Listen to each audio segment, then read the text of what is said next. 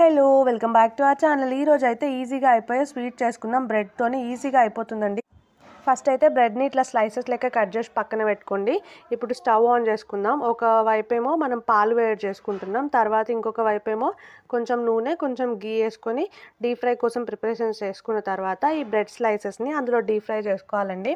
మరీ అంత మాడిపోకుండా లైట్ గోల్డెన్ బ్రౌన్ కలర్ వచ్చేంత వరకు వేయించుకుందామండి.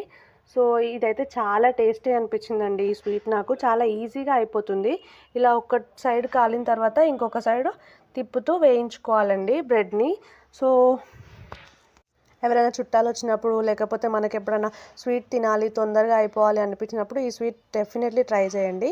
ఇప్పుడు పాలల్లో మనం షుగర్ వేసుకోవాలండి. మేమైతే ఒక 2 స్పూన్స్ వరకు షుగర్ వేసాము. మీకు మీ రుచికి తగ్గట్టు వేసుకోండి.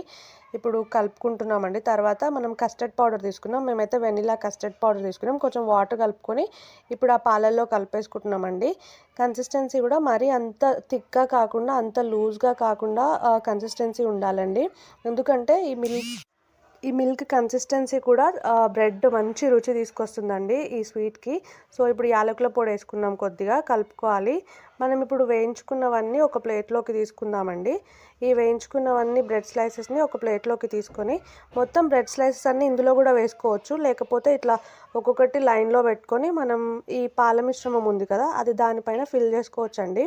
తర్వాత ఇట్లా లేయర్స్ లాగా కూడా చేసుకోవచ్చు మనం.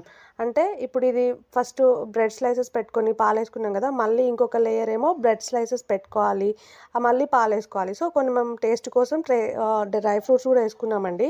ఇప్పుడు మళ్ళీ బ్రెడ్ స్లైసెస్ పెట్టుకొని మళ్ళీ మిగిలిన పాల మిశ్రమం అంతా దీనిపైన ఫిల్ చేసుకోవాలి. ఇది ఒక 20 మినిట్స్ అట్లా ఫ్రిడ్జ్లో పెట్టుకుంటే చాలా టేస్టీగా ఉంటుందండి. కన్సిస్టెన్సీ కూడా చాలా బాగా వస్తుంది. ఒకసారి తప్పకుండా ట్రై చేయండి మీరు. Thank you for watching.